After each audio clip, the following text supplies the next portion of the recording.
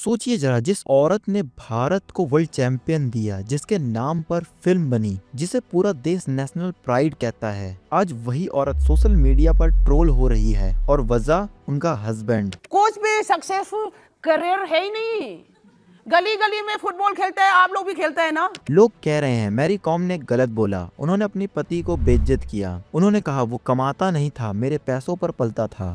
लड़की का कमाई खा के बेच सकता है ये इंसान। लेकिन सवाल ये है, क्या मैरी कॉम ने सच में कुछ गलत कहा? क्योंकि अगर हम ईमानदारी से देखें तो हमारी इंडियन सोसाइटी में एक अजीब सा रूल चलता है। आदमी का कमाया हुआ पैसा पूरी फैमिली का होता है, जबकि औरत का कमाया हुआ पैसा सिर्फ उस औरत का। इसके बावजूद भी अक्सर देखा गया कि कई आदमी अपने टैलेंट, अपने एम्बिशन, अपनी पहचान किसी और को सक्सेस बनाने के लिए पीछे रख देते हैं और फिर एक दिन उन्हें यही सुनने के लिए मिलता है, तुमने मेरे लिए क्या किया। ये हर रिश्ते की कहानी नहीं है, मैं मानता हूँ, लेकिन ये सच है कि ऐसे रिश्ते बहुत कम होते हैं। और आज यही सवाल मैरी कॉम की कहानी में सबसे जोर से उठ रहा है। ये वीडियो ना मैरी कॉम को डिफेंड करने के लिए है और ना उनके हस्बैंड को विन बनाने के लिए, क्योंकि असली सवाल इन दोनों से भी बड़ा है। क्या सक्सेस मिलने के बाद आप अपने पास्ट को रीराइट कर सकते हैं? और क्या 20 साल की कहानी सिर्फ एक इंटरव्यू में खत्म हो जाती है? आज हम बात करेंगे मैरी कॉम की, लेकिन ध्यान से सुनना, ये कहानी मेडल्स की नहीं है, ये कहानी है सपोर्ट,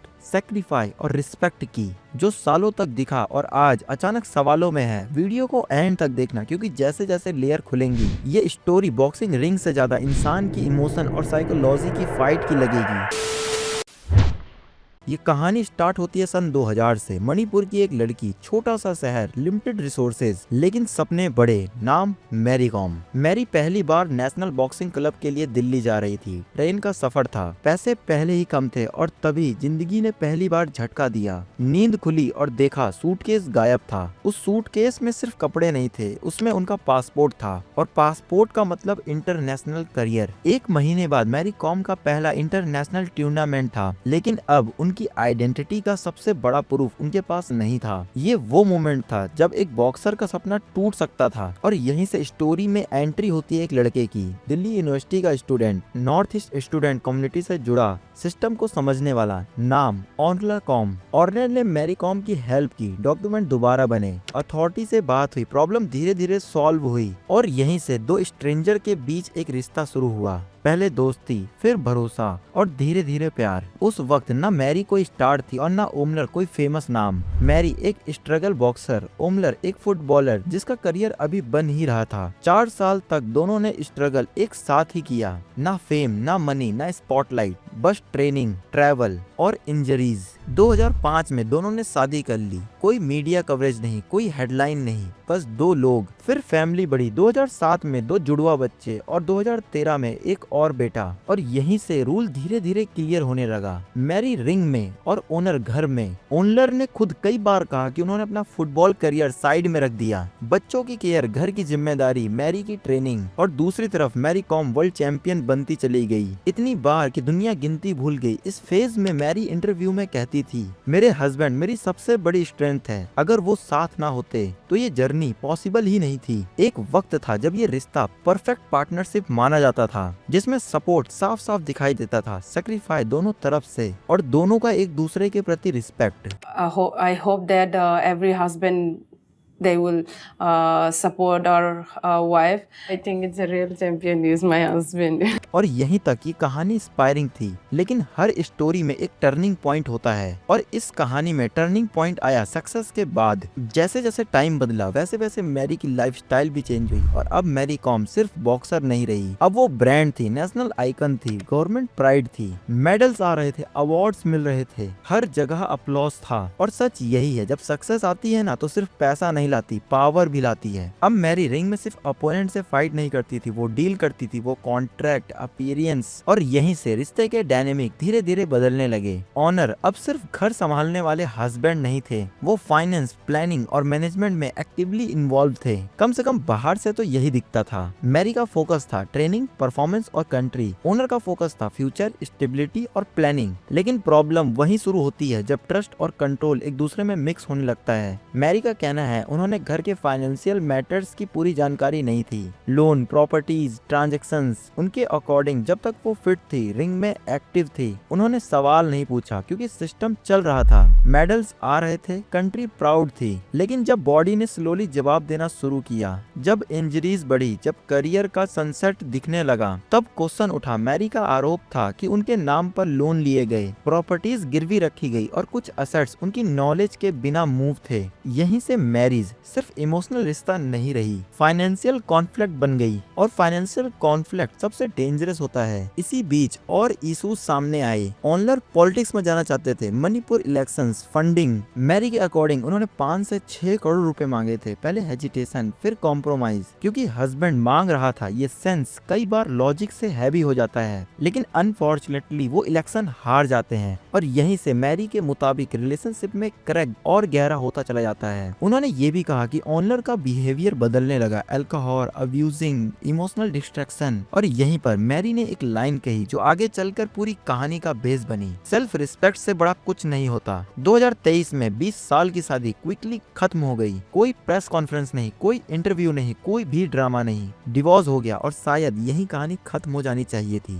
लेकिन 3 साल बाद 2026 में मैरी कॉम ने चुप्पी तोड़ी और जब उन्होंने बोला तो सिर्फ एलिगेशंस नहीं आए, कुछ ऐसे शब्द आए जिन्होंने लोगों को 2 हिस्सों में बांट दिया। स्टेज था आपकी अदालत, ऑडियंस थी पूरा देश और पहली बार मैरी कॉम अपने डिवोर्स पर खुलकर बोल रही थी।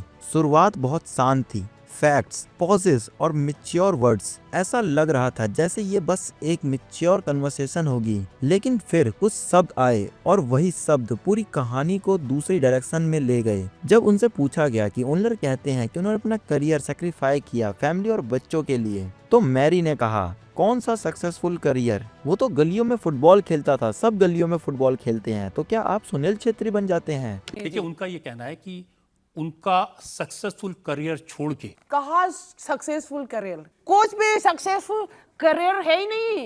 गली गली में फुटबॉल खेलते हैं, आप लोग भी खेलते हैं ना, खेला।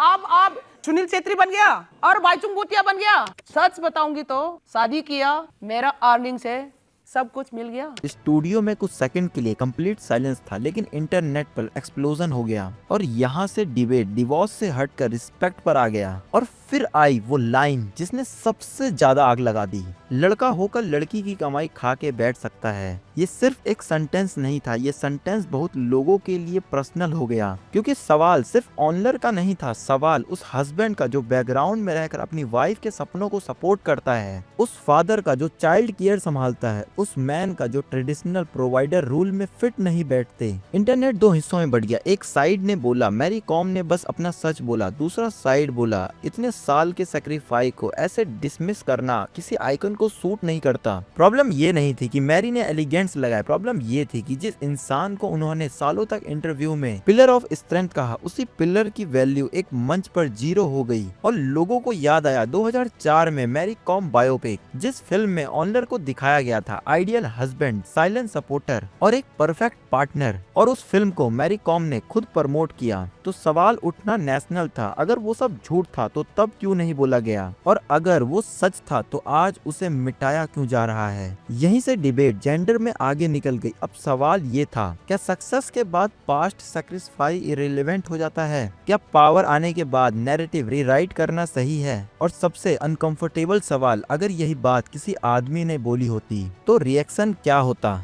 मैरी कॉम के इंटरव्यू के बाद अब एक बात साफ हो चुकी थी, अब चुप रहना पॉसिबल नहीं था, क्योंकि स्टोरी अब पर्सनल नहीं थी, अब वो पब्लिक जजमेंट बन चुकी थी। और यहीं ऑनलर कॉम ने पहली बार बोलने का फैसला किया। कोई प्रेस कॉन्फ्रेंस नहीं, कोई शूटिंग नहीं, कोई ड्रामा नहीं, बस इंटरव्यू और भारी वर्ड्स। ऑनलर ने सबसे पहले एक बात साफ की, मैंने कभी मैरी को रोका नहीं, मैंने उसका करियर नहीं छीना, मैंने उसे उड़ने में मदद की। उनका कहना था जब मैरी नेशनल चैंपियन में थी, इंटरनेशनल टूर में रहती थी, इंजरीज से झूल रही थी, घर, बच्चे, रूटीन, डेली लाइफ सब कुछ उन्होंने संभाला। उन्होंने कहा मैं ड्राइवर भी था, कुक भी, मैनेजर भी। और ये बात उन्होंने सिंपैथी लेने के लिए नहीं कही, उन्होंने कही मैंने ये सब इसलिए किया क्योंकि फैमिली प्रायोरिटी थी। फिर बात आई सबसे सीरियस एलिगेंट्स की। पैसे। मैरी कॉम का आरोप था कि उनके नाम पर लोन लिया गया, प्रॉपर्टी गिरवी रखी गई, असेट्स खराब किए गए। ऑनर का जवाब सीधा था, अगर मैंने फ्रॉड किया तो लीगल केस करो, प्रूफ दिखाओ, मुझे अरेस्ट करवाओ। उनका दावा था कि 20 साल की शादी के बाद भी आज वो रेंटेड रूम में रहते हैं, कोई लग्जरी कार नहीं, कोई हिडन प्रॉपर्टी नहीं। और फिर आया सबसे साइलेंट हिस्सा,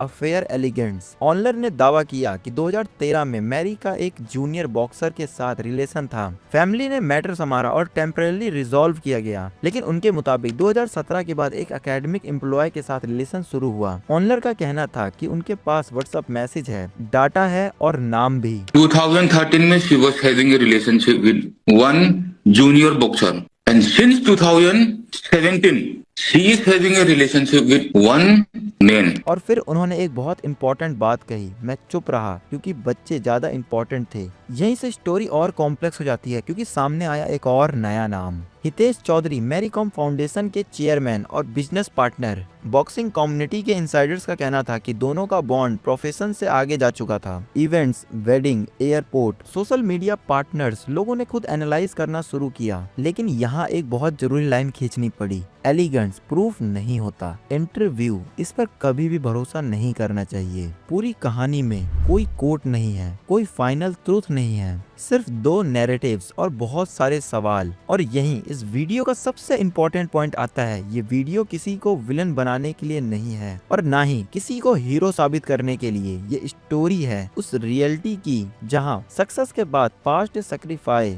रीफ्रेम होते जाते हैं, पावर के आने के बाद स्टोरी रीराइट होने लगती है और मैरिज टूटने के बाद रिस्पेक्ट सबसे पहले कैजुअलिटी बनती है। जैसे कि समय रैना ने कहा था, किसी जिंदा इंसान की बायो मत बनाओ, क्या पता वो अपनी आगे की जिंदगी में गेम पलट जाए। ये बंदे बायोपिक बन रही है, लेकिन जो बंदा जिंदा है तो उसे बायोपिक कैसे बना सकते हो? वेट करो, क्या पता हक दे बाकी की जिंदगी में। मैरी कॉम भारत की सबसे बड़ी फीमेल बॉक्सर्स में से एक और ऑनर उनकी जर्नी का एक बहुत बड़ा हिस्सा रहा है। लेकिन रिश्ते मेडल्स नहीं होते, उन्हें संभालना पड़ता है। अगर ऑनर गलत हैं तो लॉ का रास्ता खुला है और अगर मैरी के एलिगेंट सच हैं तो प्रूफ सामने आएंगे। कहानी अभी खत्म नहीं हुई है, बस स्पॉटलाइट में आई है। अब सवाल आपसे है, क्या सक्सेस के बाद पास्ट को डिसमिस करना सही है? और क्या सच में हम जस्टिस चाहते हैं या सिर्फ स्पेक्टिकल्स? कमेंट में लिखें आप क्या सोचते हैं। और अगर आपको ये वीडियो पसंद आई तो वीडियो को लाइक, चैनल को सब्सक्राइब और अपने दोस्तों के साथ शेयर करना ना भूलें। धन्यवाद।